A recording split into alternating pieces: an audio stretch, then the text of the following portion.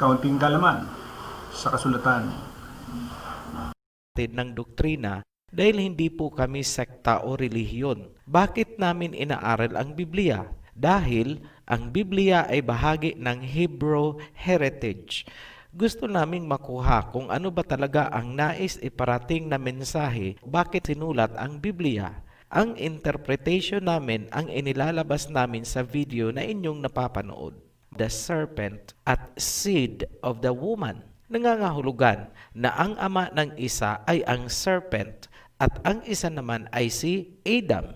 Posible bang mangyari na magkaiba ang tatay ng kambal? Sa puntong ito, kinailangan natin ang mas malalim na pagsasaliksik sa obstetrics. At ano ang ating natagpuan? Yes, posibleng mangyari na magkaiba ang ama ng isang fraternal twins. Ngunit paano nangyari? Repasuhin ulit natin ang Genesis mula sa perspective ng obstetrics. Matapos ang pagkakasala ni Adam and Eve, pinaalis agad sila sa garden.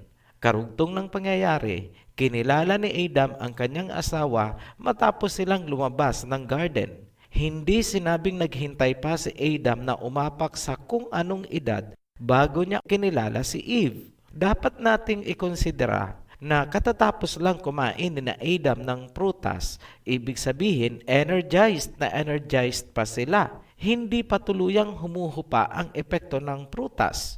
Parang nasa honeymoon stage ang mag-asawa ngayon. Sana huwag niyo pong lagyan ng malisya ang paglalarawan. Ngayon, paanong nangyari na ang binhi ni Adam ay napasabay sa binhi ng serpent? Dito papasok ang kaalaman mula sa OB, ang stage kung saan ang sperm cell ng lalaki ay mag-unite or papasok sa egg cell ng babae ay tinatawag na fertilization. Pagkatapos ng fertilization, makalipas ang 5 hanggang 7 araw, ang fertilized egg ay kakapit na sa bahay bata. Matapos kumapit ang fertilized egg, magsasara na ang bahay bata para wala nang makapasok na ibang sperm cell kahit muling makipagtalik ang babae habang nagbubuntis. Ngayon, mahalagang tandaan na may 5 hanggang 7 araw na nakabukas ang bahay bata habang hindi pa kumakapit ang fertilized egg. Sa loob ng 7 araw na yan, nangyari ang pagkilala ni Adam kay Eve.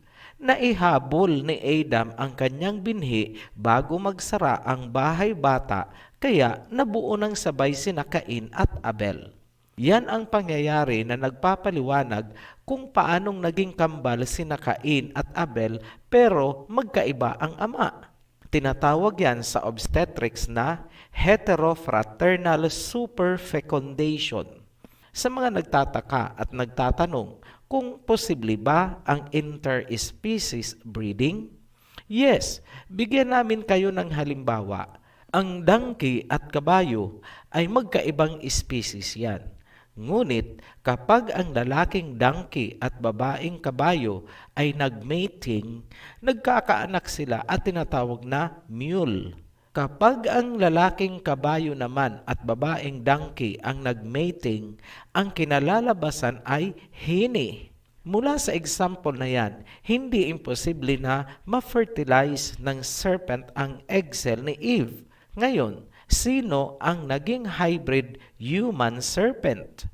Simple lang, kung sino ang hindi kinilala ni Adam bilang anak, ay most probably siya ang serpent seed. Makikita ba yan sa Genesis? Yes. Dinadaan-daanan lang ang mga talata at hindi napapansin ang nilalaman ng doktrina dahil hindi po kami sekta o relihiyon. Bakit namin inaaral ang Biblia?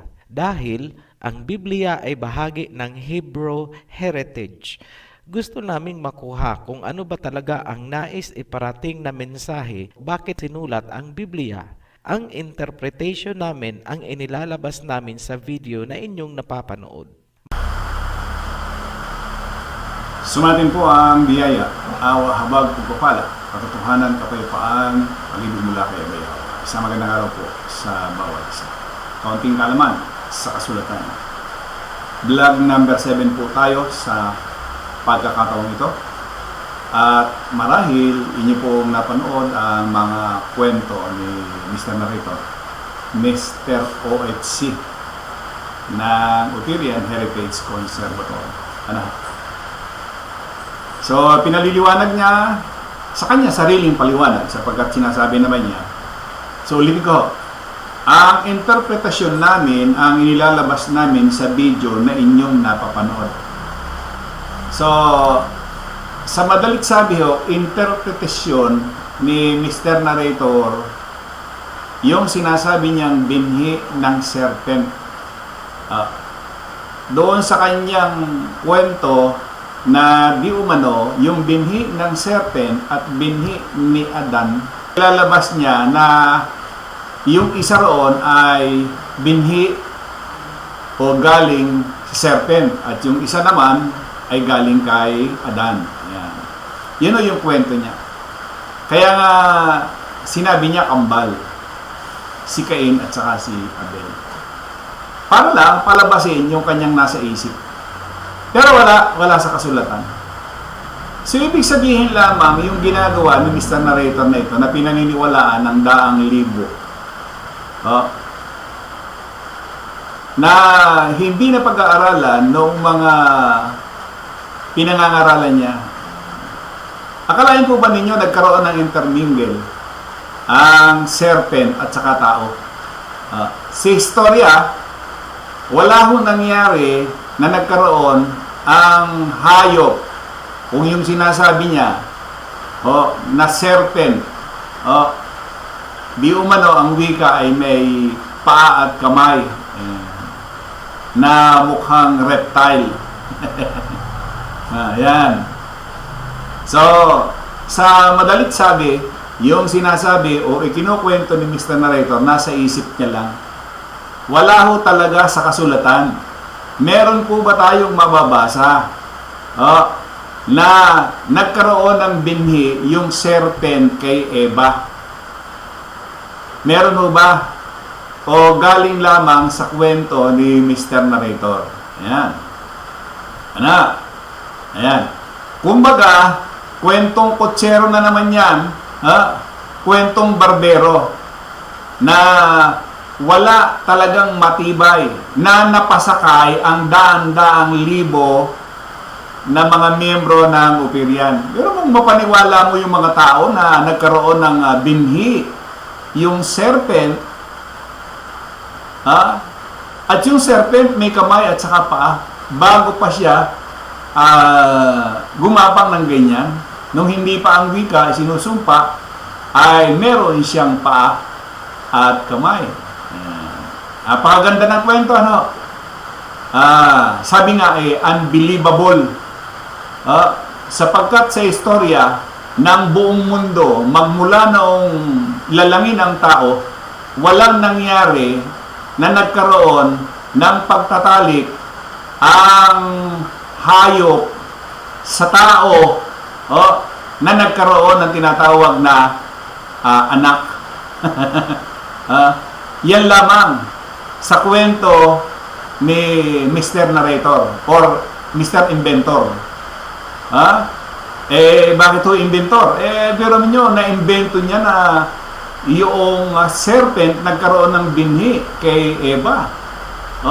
Ayan. Yan, maliwanag po